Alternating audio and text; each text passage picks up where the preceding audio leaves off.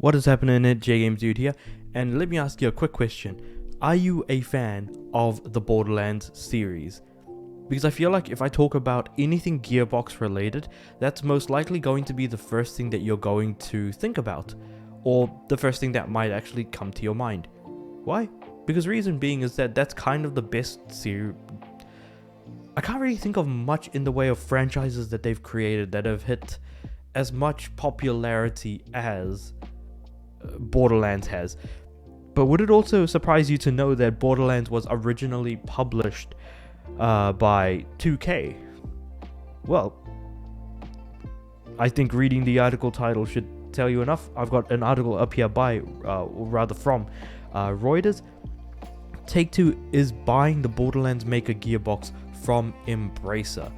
And this was being teased a lot in terms of news that was being provided throughout the last couple of weeks, though I personally hadn't really talked about it because it felt like, okay,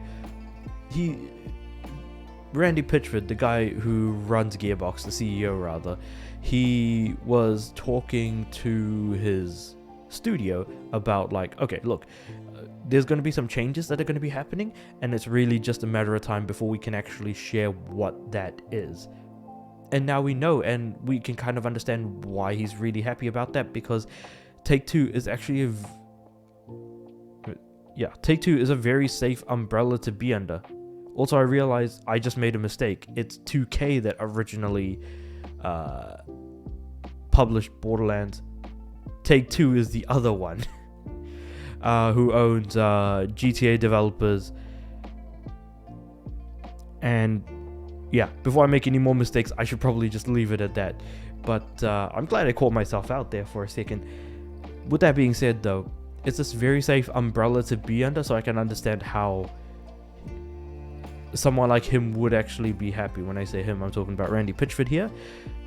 Hopefully, things do stay that way, because as we all know that the gaming industry has been in incredibly turbulent times, almost in a very scary way so, because of all of the layoffs that have been happening, people losing their jobs, and just a lot of downsizing or closures to... I mean, we haven't seen that many closures yet, and I hope we just don't, but who knows what's going to happen at the end of the day. You know, that's kind of just where we're at with it at the moment. But yeah, so for 460 mil, Take-Two bought Gearbox from Embracer. So at least if nothing else, they won't be shut down, given that Embracer has been laying off people to no end from what it seems and or feels like. And they are looking... Embracer is downsizing to an insane degree. So it's really just a matter of time to see whether or not more people are going to be losing their jobs, or if more studios are actually going to be sold, or anything else along those lines. Again, they have yet to face the retribution of... Well, I suppose they are currently facing the retribution of buying way too many studios all at once, and it's really just more so a matter of time before we see what's going to become of Embracer by the end of it all because of a single deal that kind of went south for them with Savvy Games Group. But yeah, I guess this really is just more of a case of it is what it is. I'm happy for Embracer Group. I hope that they're able to...